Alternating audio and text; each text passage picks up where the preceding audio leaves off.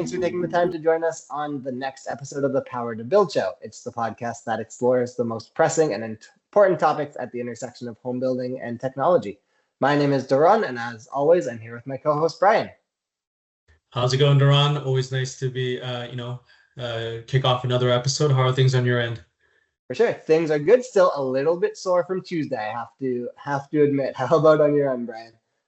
Yeah, no, Doron and I, along with, a few of our team members here at Constellation, had the opportunity to, attend Habitat GTA to help out, build, which, frankly speaking, I'm proud of myself. I don't know about you, Doron. Usually, if you give me any, simple IKEA furniture, that usually causes some issues for me, but I'm proud of myself. I think we built I a few fences, right? I totally agree. Yeah, our task of the day was building fence panels that were going to be sent out to some of the existing construction sites that they had been working on. I think, if I have the number right, our team built 16 fence panels in total.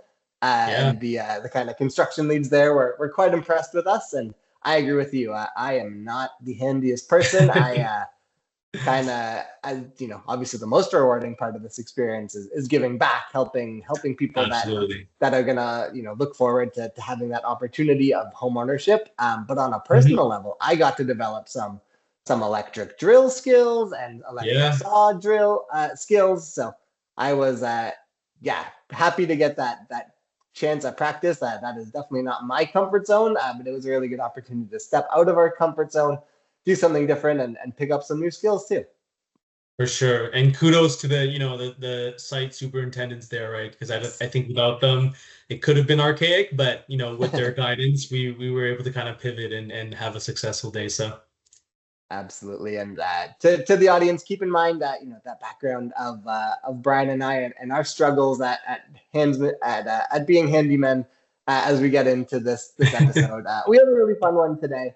But just before we get into it, Brian, you get a chance to go out to a lot of conferences and trade shows in your job. What are some of the things that make a show great to you? yeah, I mean, I do get the opportunity to, go to a few every year. I think for me, great conferences and trade shows in general are about, the people, right? That's the whole point of, conferences and going to trade shows, the fact that you get to network when you get so many people from, the same industry and sometimes, different industries as well, kind of, overlapping on ideas and such, dealing with the same challenges, in the same room, you really get a chance for great problem solving and networking. So when there's a chance, I love talking in some of those great sessions, and speakers as well. So Definitely. And we'll pick up on that last point in just a second because today we're going to be speaking to one of our featured keynote speakers at this year's Build Smarter conference. If you're a Constellation software user, you probably know all about Build Smarter. But for those who aren't aware, Build Smarter is an annual event where smart builders come together to explore home building trends, technology, and innovation. This year, it's back for its 18th year. Now it's bigger and better than ever, and it's coming up October 28th to 30th in Austin, Texas. yeah, super exciting, everyone. There's even an amazing, new collaboration with, the Builders Daily, who will be launching the Focus on Excellence, a new one-of-a-kind, leadership learning summit. So along this side's Build Smarter conference. So I think, us along with our customers are really looking forward to that. Yeah, it's going to be really cool. Brian, do you have any favorite Build Smarter memories? Yeah, for sure. I mean, I've been to several at this point, and every year honestly turns out to be memorable, but I forget which year it was. I want to say it was just before, COVID, but Right. I would say this one was in Nashville. Okay. We had it in Nashville one year. The atmosphere was amazing, combined with all of our great customers there that join us every single year. Just was an absolute blast. And of course, the amazing panels that we usually bring along. So I would Yeah. say for sure the Nashville one stands out to me.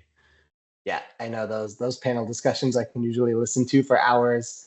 And yeah, I would echo. Last year I got out to the Build Smarter conference, and it's a beautiful location in Huntington Beach, California. It was just a great property. Everything was hosted in one place. All the smart builders could connect together. There's so many great speakers, sessions, networking opportunities. Just an amazing time. Absolutely. And I'm sure this year's event in Texas will be, as you said, bigger and better.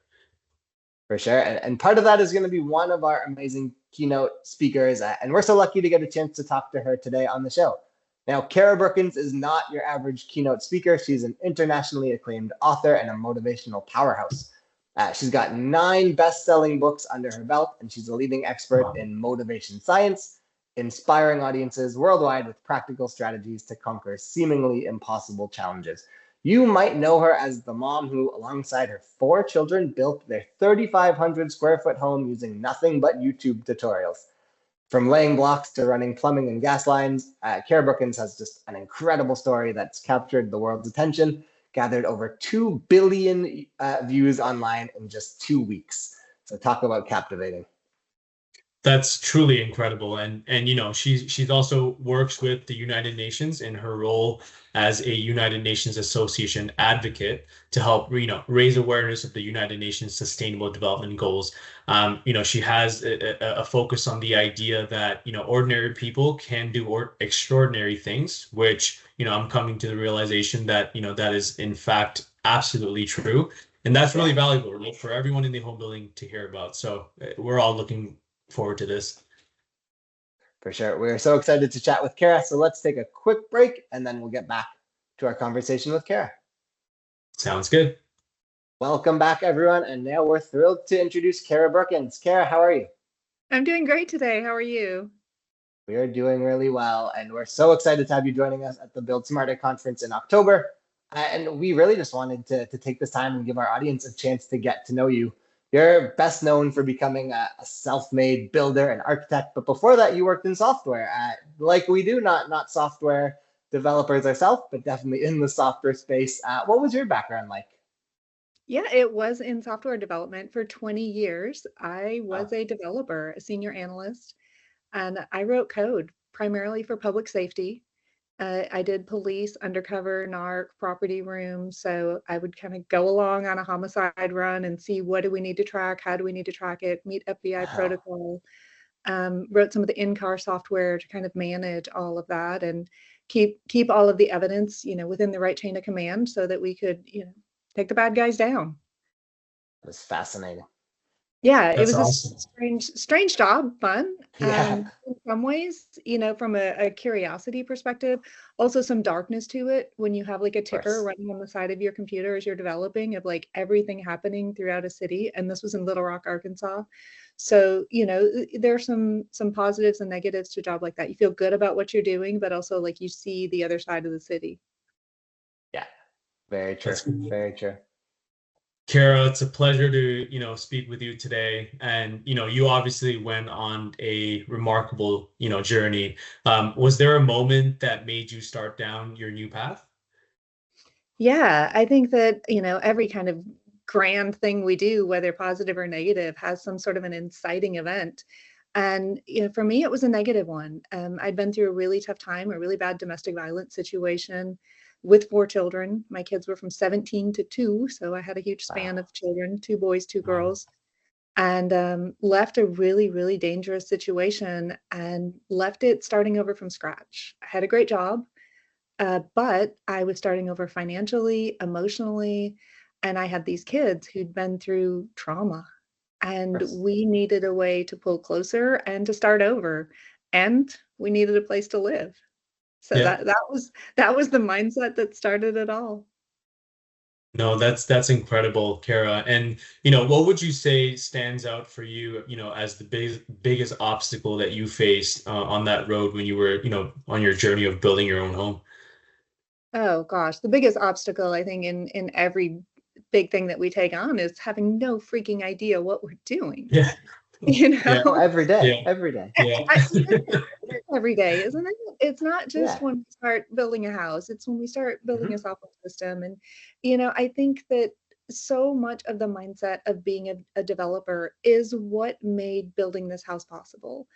And that is because we don't start writing a new system by going and reading a book or taking a class. At least most of us don't. And learning a whole language inside and out, and then we sit down to write it. No, we like crack open the program and we learn to write hello world. Okay, Right. got that. Now let me make a form. Okay, let me try to connect to the database. Okay, let me drop a button on the form. And we do it just like I'm going to figure it out one step at a time. And the only skills and knowledge you come in with truly are that the idea that I've done something hard before, I'm Hmm. pretty sure I can tackle this too. Right. And I'm willing to fail. Like I'm willing to have to debug this 1,000 times, or I'm willing to take this wall in front of me apart a Right. thousand times and rebuild it until I get it right. So it was strangely, even though the two seem so it's a huge juxtaposition between writing software and the physicality of building a house, and they seem so different. The gulf between the mindsets to do those two things is really, really small. Hmm. Because it is. It's just that figure it out mindset. And hey, I'll give it a try. Yeah, no, for sure. I mean, you certainly need to have, those qualities. And, on the opposite side of things, we kind of just went through some of the biggest obstacles. What surprised you most about, the journey in a positive way?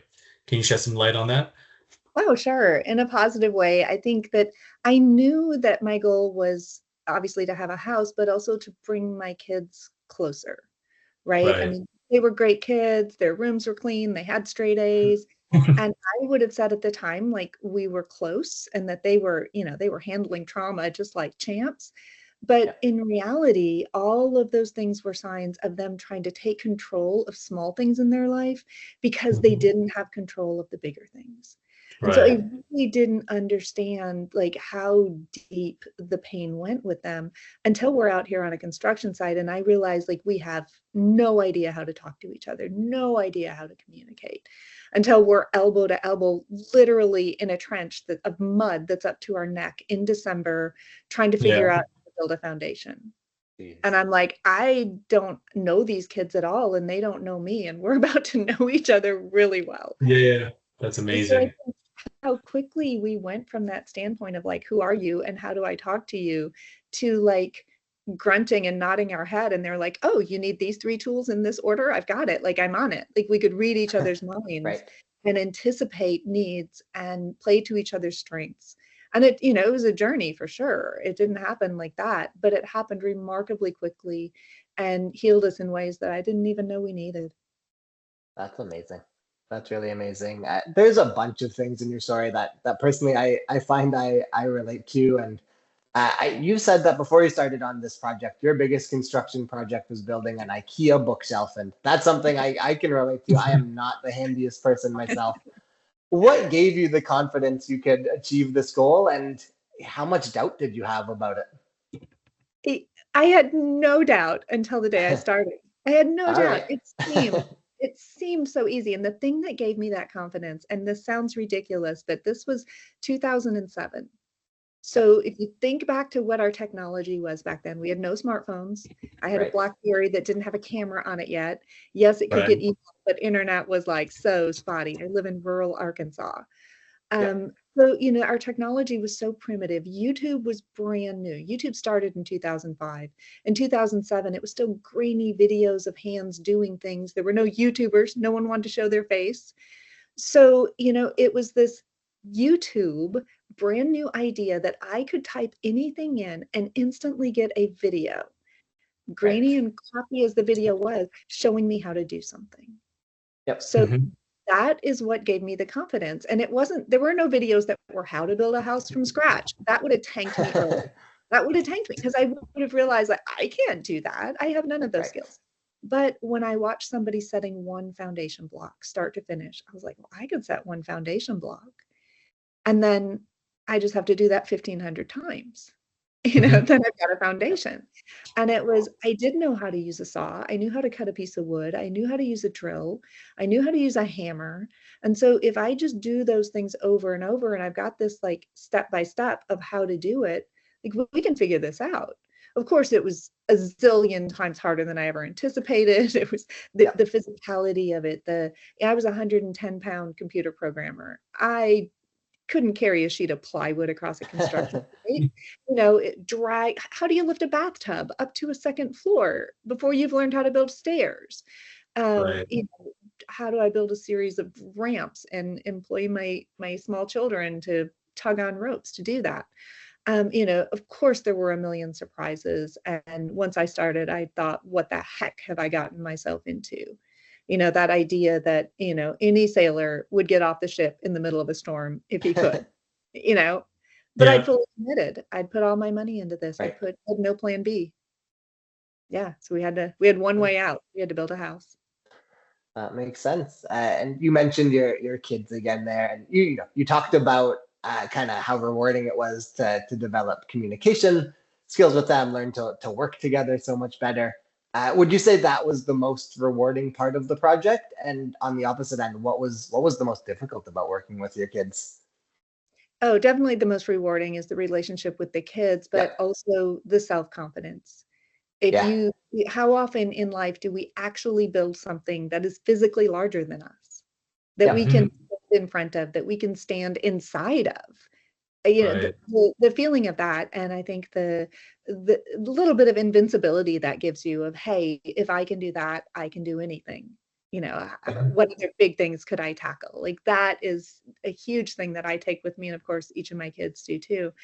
The most difficult is, I think, that when you put yourself in a difficult situation, that puts other people in one also. For example, my kids are out yeah, here day after day. We are spending 20 hours a day on a construction site. They're not going to movies with friends. They're not going to the school dance. They're not having a sleepover. They can't try out for the basketball team. You have taken their normal childhood away for 9 months. We built the house for 9 months. And the physical, brutal work that I'd committed them to. Mhm. I think that is a really tough thing to do. And you don't know as you're going through it that the reward will be greater than the struggle, right? When you're in the trenches, you don't yeah, know that. Like in retrospect, sure, we can all look at it and say it was great, but what if it hadn't been? Like, what if I hadn't finished the house and we almost didn't, in time to pass the final inspection and close on the loan? The bank would have taken everything we'd done. And I would have set my kids up for the biggest failure of their lives. And yeah, I had to worry every day that that's what I was doing. So I think that when we're in the middle of that struggle, and sometimes it goes wrong or feels like it's going terribly wrong, like those are the really, really tough, hard days to push through and have some sort of confidence that I am going to make this worth it. And then to see it pay off in the end and to see their confidence. But yeah, it's a struggle, and we all go through that with tough projects. It's incredible. absolutely. Absolutely. And maybe a lighter side of this, as a marketer, I have to know you've done a really remarkable job of getting your story out there.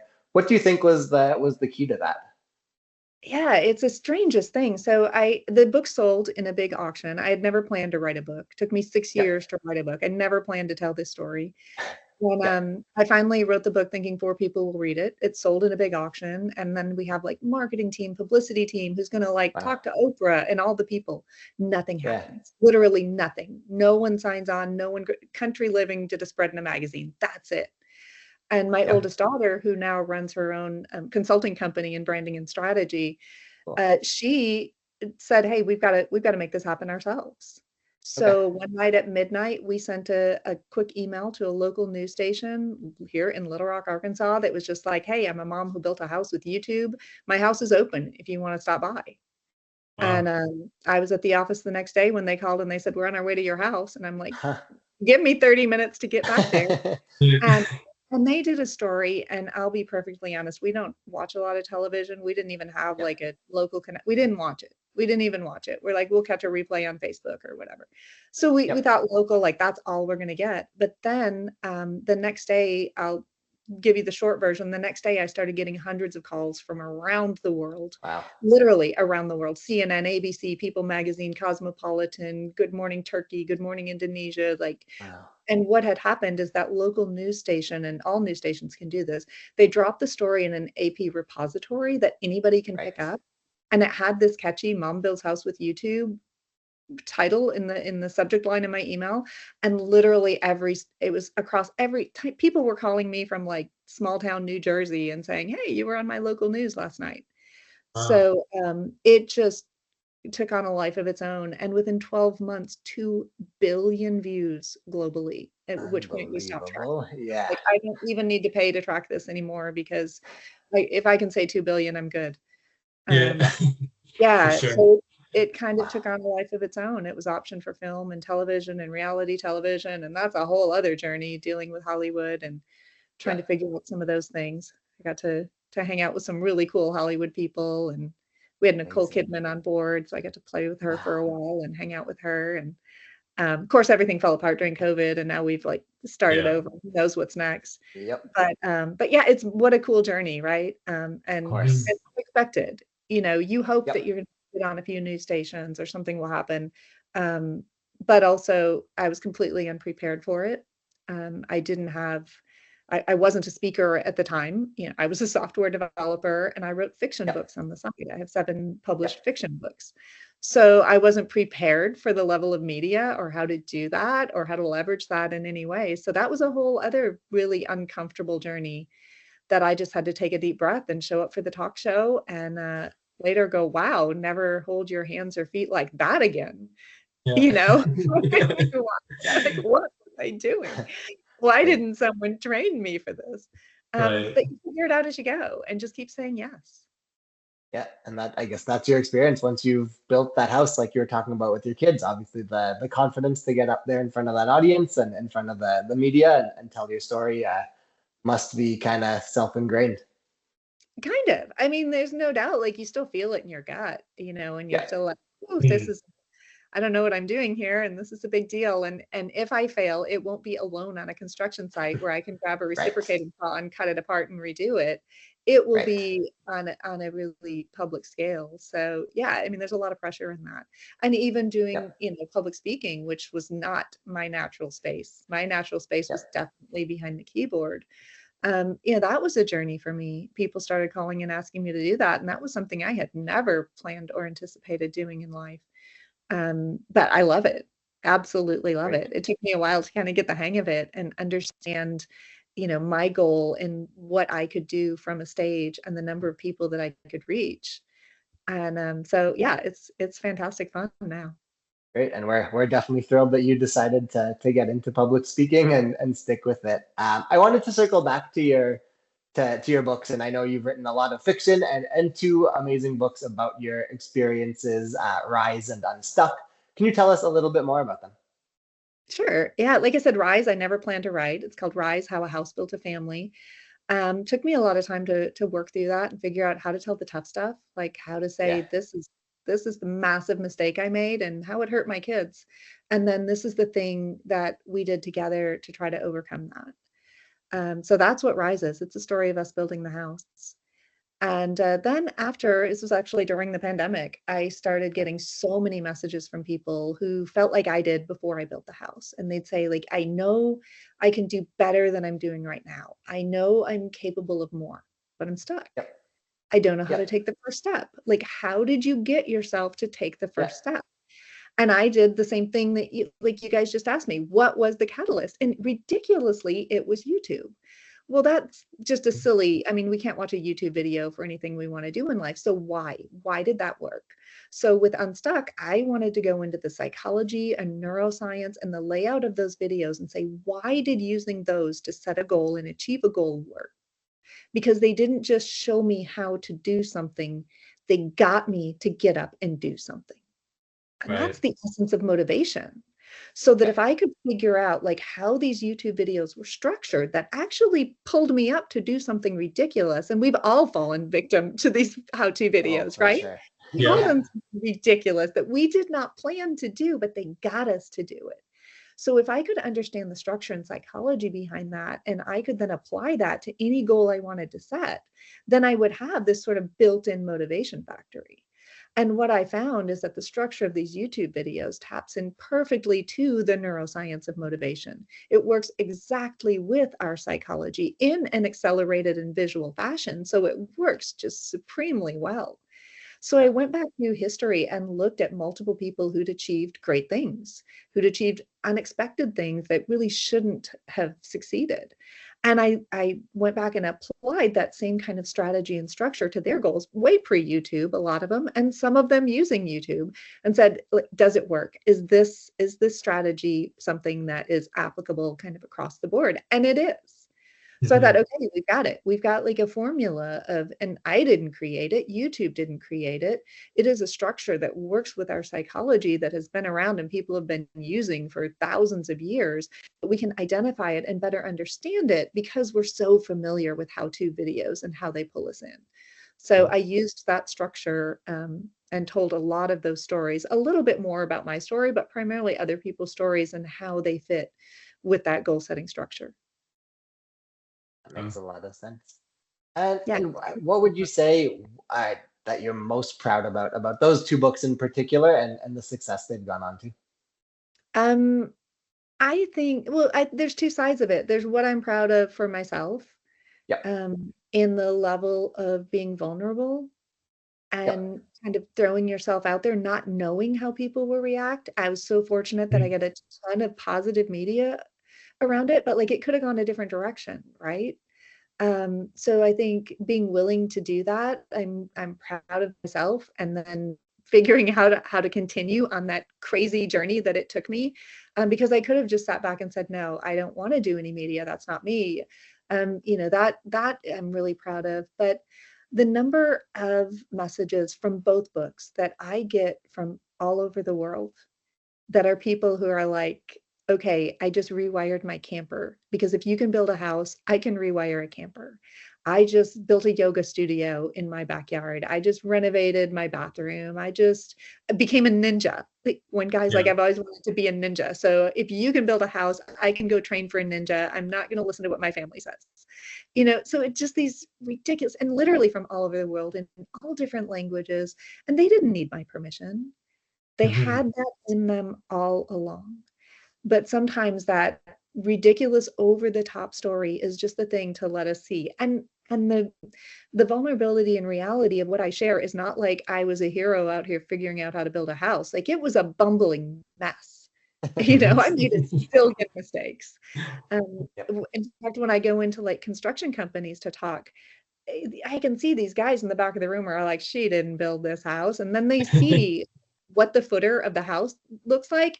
And they're like, yeah, holy cow, no way a professional did that. She built that. So sharing that level, I think, gives people permission to fail, to not take themselves so seriously, to go in and say, I'll keep taking it apart and doing it over. Like, what's the worst that could happen? That I have to do it over? I'll do that. Yeah, for sure. Yeah, I mean, as humans, I think we just at times would just like that human touch, that relatability. So for sure, I totally agree with what you just said. Cara, your story has led to so many great developments in your career, including a role within the United Nations, right? We, along with the audience, how did that role come about, and what does that entail for you? Yeah, I love that. It's in fact, here's my nod to the United Nations for today. Yeah.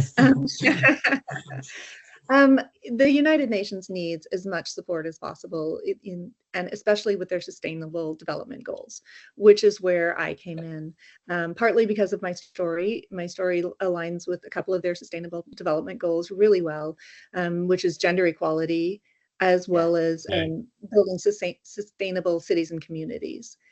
So my oldest daughter, Hope, and I partnered with the United Nations to become advocates. And that is primarily, of course, we attend like the Global Summit in New York. And my oldest daughter and youngest son, who's now also involved. He was 2 when we built the house. Now he's in college.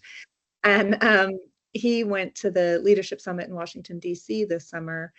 And the goal there is to go to talk to the local politicians, to our senators, to our congressmen, and try to make sure they are supporting the United Nations Sustainable Development Goals. And especially in states like we live in. I live in Arkansas, a Wisconsinite originally, but transplanted here. So this is my space and where I live. And typically the politicians here do not support a lot of the initiatives with the United Nations.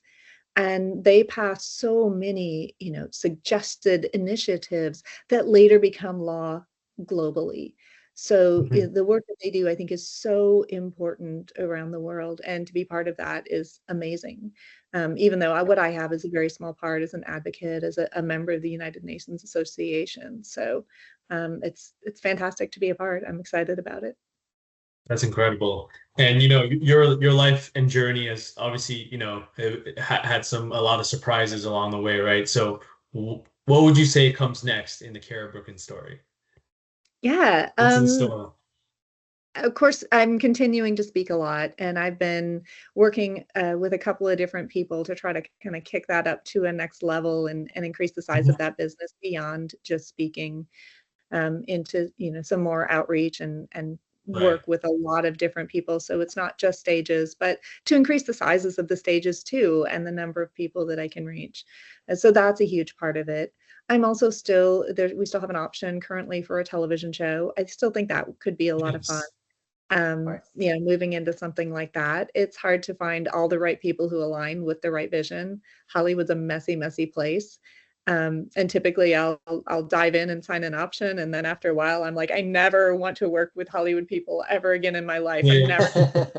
And then a couple of years pass and another producer calls me and I'm like, well, hey, this guy sounds cool. Like, let's see what he's going to do. So Right.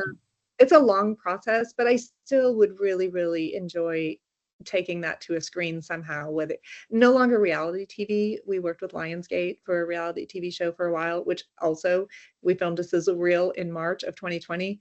So you know how that went. We couldn't go into people's houses to film.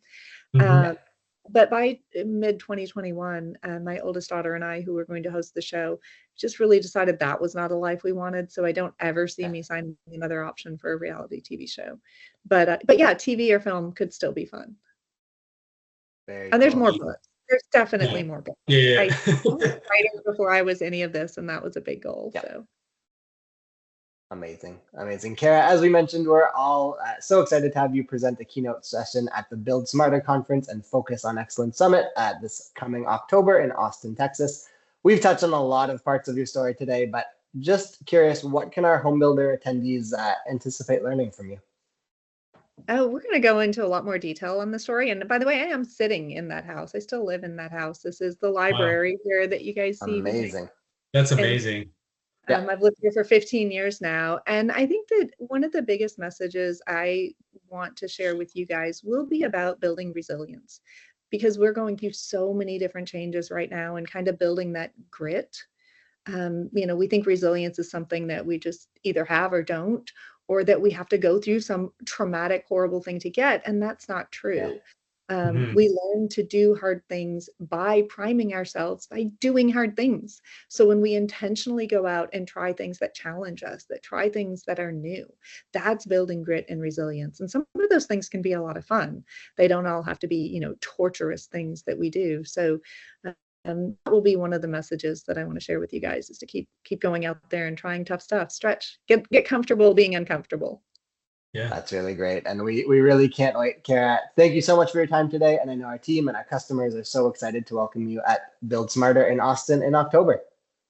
Thanks, guys. You're a lot of fun. Yeah, I'm sure we'll be seeing a lot more of Cara. Again, thank you so much. We'll take a quick break here and be back and wrap up the show. Brian, that was different than our usual interviews, but wow, was that fascinating. Honestly, Daron, it really was. I think, Cara's story is truly incredible. But I would say,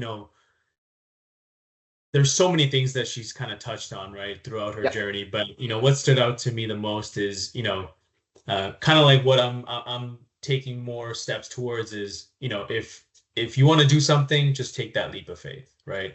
I think, doing new things in general, especially when you're entirely new to the space, can be daunting. I for sure, will say I'm like that sometimes, but you'll be surprised, with what we're capable of, and that's really what stood out to me, from hearing her story, right? If you have an idea, just go for it. With that drive, you'll certainly achieve what you set out to do. So. For sure. And, she touched on something that connected a lot. And really, it was that how much of our days do we spend where we don't really know what we're doing when it comes to to Yeah. parenting, relationships, even I'll say this a little quietly, but maybe even parts of our job or tasks around the house or things like that. We don't always know exactly what we're doing, but that doesn't mean we can't figure it out. And I think that's what's so impressive about Cara's story is she set out with a goal and the confidence that even though this was not something that she really had any particular skill or experience on, that doesn't mean she wasn't capable of it. So I know that's gonna stick with me long after that conversation. For sure, right? And just her touching on, in today's world, we have so much resources in our hands, right? YouTube, we can easily go to anything that we can, get access to. But, just her perseverance, truly incredible. So, and for our Constellation customers that found that to be interesting as we did, Doron, can you again tell us about the Build Smarter conference and what we can look forward to? Absolutely. Build Smarter 2024 is coming up in Austin, Texas from October 28th to 30th. Constellation customers that wish to be part of this amazing event. Tickets are selling out fast, so don't delay. Visit buildsmarterconference.com and you can get all signed up today.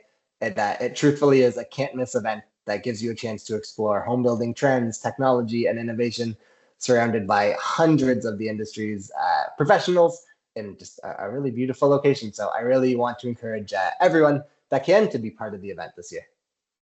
Yeah, I know it's going to be one for the book. So as we wrap up for today, if you have any feedback for our show or have some great insights to share in a future episode, email us at podcast@constellationhb.com.